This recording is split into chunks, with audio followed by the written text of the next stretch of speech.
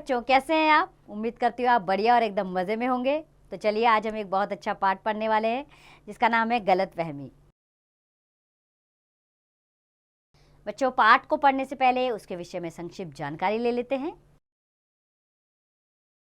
बचपन की मित्रता निराली होती है जिसमें अमीर गरीब ऊंच नीच का कोई भेदभाव नहीं होता, किंतु आयु परिपक्व हो जाने के बाद कई बार हम एक मित्र के आगे निकल जाने पर दूसरा कुंठित हो जाता है और तब उत्पन्न होती है ईर्ष्या, प्रतिस्पर्धा और दिखावे की भावना।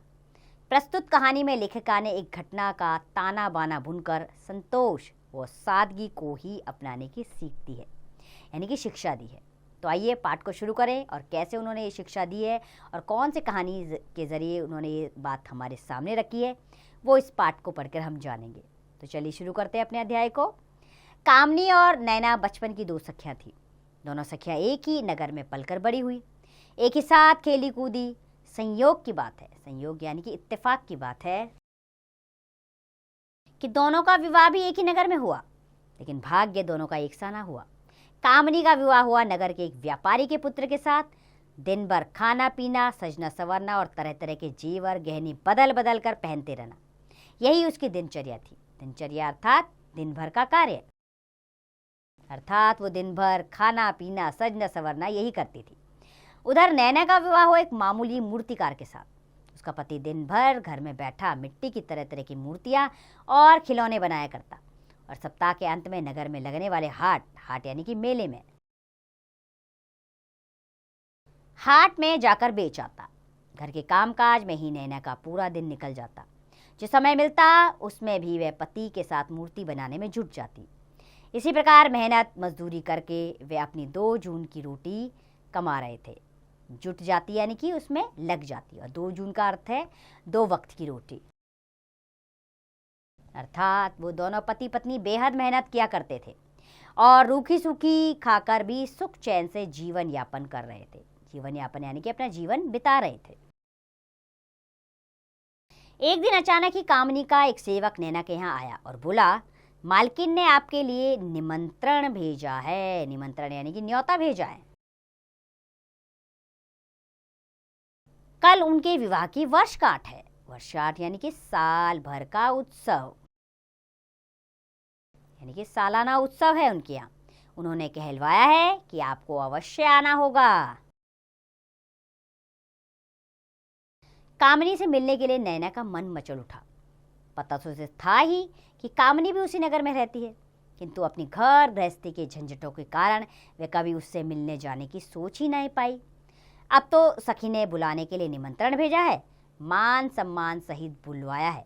मान सम्मान यानी कि आदर के साथ, आदर के साथ उसकी सखी ने बुलाया है, वह अवश्य जाएगी। अब उसने ठान ली कि मैं अवश्य जाऊंगी।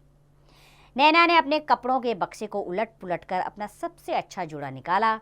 उसी दिन उसके पति ने राधा कृष्ण की एक अद्भुत यानी कि आश्चर्य में डालने वाली अनोखी मूर्ति बनाकर पूरी की थी। नैना ने उसे अच्छी तरह एक कागज में लपेट लिया। यही मूर्ति वह कामनी को उसके विवाह की वर्षगांठ के उपलक्ष्य में भेंट करेगी। उपलक्ष्य यानी कि इस अवसर पर। उसने कहा, यही राधा कृष्ण की मूर्ति मैं उसकी वर्षगांठ पर उसे भेंट करूंगी।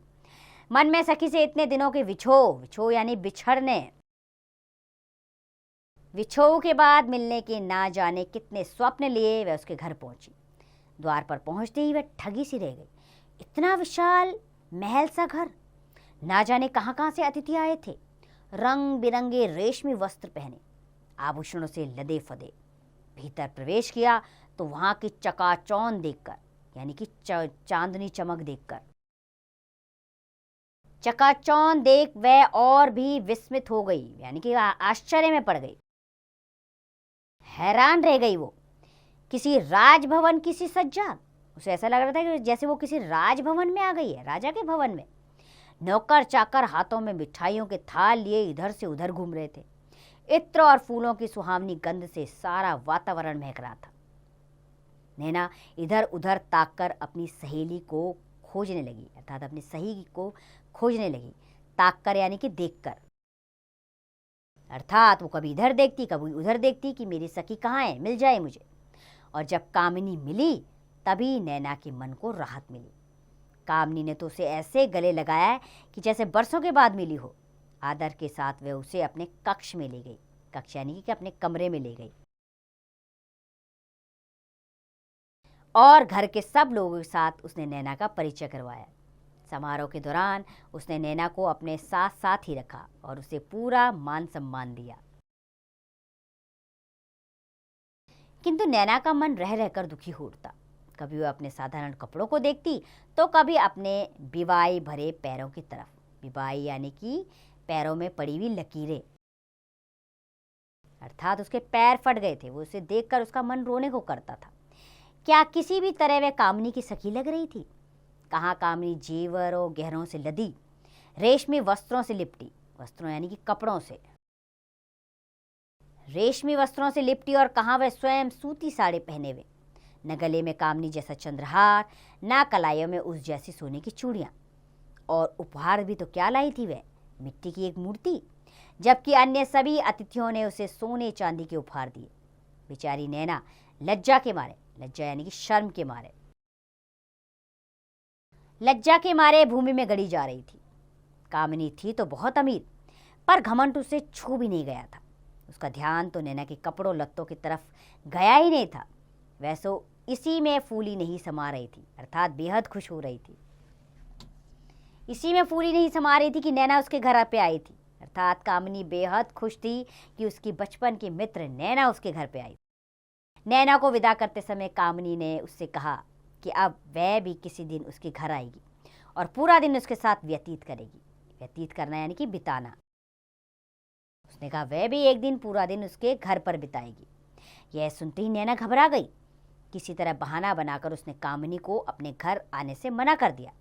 उसने कहा, सखी अभी तो महीने भर के लिए मैं मायके जा रही हूँ। मायके अर्थात माता के घर।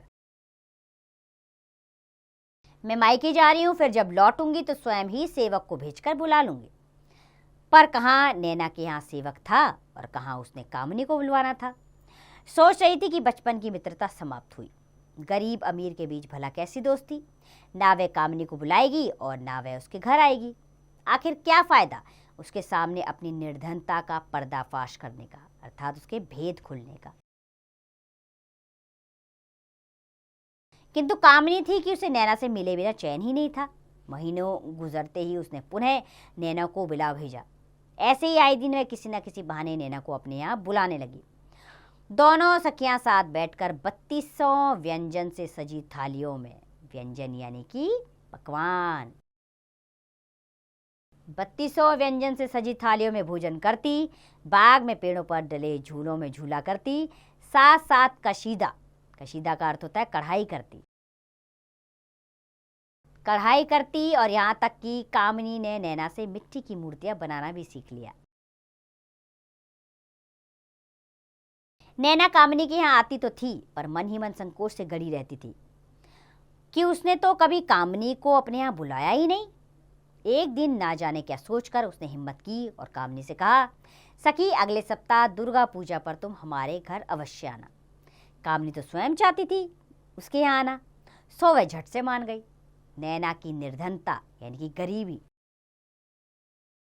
निर्धनता का अर्थ होता है गरीबी के बारे में अब तक वह जान चुकी थी और उसे खुशी हुई कि पूजा के दिन जाने से नैना को उसके स्वागत के लिए अधिक आडंबर नहीं करना पड़ेगा, अर्थात ज्यादा दिखावा नहीं करना पड़ेगा। घर आते ही नैना अपने पति से बोली, तुमने जिन लोगों के लिए दुर्गा पूजा की मूर्तियां बनाई हैं उनसे अपने पैसे तुरंत मांग लाओ। कुछ और पैसे भी उधार ले आना। मैंने पूजा पर कामिनी को अपने घर बुलाया है। वह भी देख ले कि हम भी उससे कुछ कम नहीं। वह रेशमी कपड़े पहनकर आएगी तो मैं भी रेशमी साड़ी खरीदूंगी। वह हीरे जवाहरातों के गहने पहनकर आएगी तो मैं भी अपने लिए जड़ाऊ गहने गढ़वाऊंगी, गढ़वाऊंगी यानी कि बनवाऊंगी। वह अपने आप को बहुत अमीर समझती होगी। अब वह भी देख लेगी कि मैं भी गहनों कपड़ों में उसकी बराबरी कर सकती हूँ। बेचारे मूर्तिकार को अपने हर ग्राहक के पास जाकर कर्ज के लिए गिड़गिड़ाना पड़ा। कर्ज यानी कि उधार लेना, गिड़गिड़ाना यानी कि मिन्नतें करना पड़ा। बेचारा नैना का पति अब क्या करता। वो गिड़गिड़ाने लगा हर ग्राहक के पास जाकर। उसने अपनी हठी पत्नी, हठी यानी कि जिसमें बहुत हट है, जिद्दी, अपनी हठी पत्नी को बहुत समझाया, पर नैना ने उसकी एक ना सुनी। उसे तसल्ली देती हुई बोली, तो चिंता क्यों करते हो, यह सब तो मैं अपना मान रखने के लिए कर रही हूँ। फिर कामनी कोई खाली हाथ थोड़ी ही आएगी, पहली बार हमारे घर आ रही है, अवश्य ही हमारे लिए कोई कीमती उपहार लाएगी। तुम उसे बेचकर अपना सारा कर्ज चुका सकोगे। दुर्गा पूजा के दिन दिखावे के लिए रखे गए सेवक ने भीतर आकर सूचना दी, मालकिन बाहर आपकी सखी बिराजी है। बिराजी यानी कि पधारी हैं, आपकी सखी आ गई हैं। कामनी के आने की खबर सुन नैना सखी की आगवानी करने बाहर आई। आगवानी यानी इसके स्वागत के लिए बाहर आई। तो कामनी को देखकर हैरान हो गई। लाल रंग की सूती साड़ी में किसी सामान्य परिवार की कुलवधू सी दिख रही थी कामनी। गले में बस मोतियों की माला और कलाइयों में शंख के कंगन, हाथों में संभाले थी लाल रंग के कागज में लिपटी कोई भारी सी वस्तु। कामनी को इस वेशभूषा में देख नैना पानी पानी हो गई। अर्थात उसको समझ में नहीं आ रहा था कि क्या हो गया। वह तो सोच रही थी कि ना जाने कितना सज धज कर आएगी कामनी। पूजा के उपरांत यानी उसके बाद, पूजा के उपरांत नैना ने उसे अपने समीप आसन पर बैठाया और सेवकों को आदेश दिया कि सब तरह के पकवान 2 थालियों में सजाकर ले आए। किंतु कामनी ने सुनते ही उसे टोका, सखी मेरा तो आज उपवास है। उपवास यानी कि व्रत है, मैं तो केवल फलाहार ही करूंगी। फलाहार यानी कि मैं तो फल खाऊंगी बस। भोजन तुम अपने लिए मंगवाना। यह सुनकर तो नैना स्तब्ध ही रह गई। स्तब्ध यानी कि उसको कुछ बोलते ही नहीं बन रहा था। मन रोने को हो आया। जिसे दिखाने के लिए उसने इतना आडंबर किया, उसे तो इसकी कोई जरूरत ही नहीं थी। बेचारी अनमनी सी हुई कामनी को फल आदि खाते देखती रही। अपनी थाली में सजे 32 व्यंजन उसके गले से नीचे नहीं उतर रहे थे। चलते हुए कामनी ने अपने बगल में रखी लाल कागज में लिपटी वह भेंट नैना को थमाई और बोली, सखी यह मेरी छोटी सी भेंट है, आशा है तुम्हें पसंद आई। इतना कहकर कामनी ने नैना से विदा ली और अपने घर चली गई। कामनी के जाते ही नैना लाल कागज में लिपटी उसकी भेंट लेकर पति के पास गई और बोली, देखो तो बहुत भारी लगती है, निश्चय ही कोई बहुमूल्य वस्तु होगी।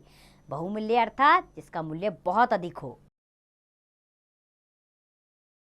मूर्तिकार ने लाल कागज को फाड़कर उस उपहार को बाहर निकाला तो वे दोनों ठगे से उसे देखते ही रह गए। मिट्टी से बनी एक अति सुंदर मूर्ति थी, गले मिलती 2 सखियों की। पहले तो उसे देखकर नैना को थोड़ा धक्का सा लगा, फिर अचानक ही उसकी आंखों से आंसुओं की धारा बहने लगी। भले ही वह सोने चांदी की मूर्ति नहीं थी, पर निश्चय ही उसकी सखी के सच्चे प्रेम की निशानी थी। कामनी ने उन दोनों के बीच का अमीर और गरीब का भेद मिटा डाला था। तो बच्चों, उषा महादन द्वारा लिखित ये पाठ हमें यह सिखाता है कि सच्ची मित्रता जहाँ होती है वहाँ छोटा बड़ा अमीर गरीब कुछ नहीं होता। मित्र केवल मित्र देखता है और मित्रता देखता है, उसे ऊंच नीच जात पात का भेद समझ नहीं आता। तो उम्मीद करती हूँ ये पाठ आपको अच्छा लगा होगा। अब इसका अभ्यास कार्य आप स्वयं कीजिए।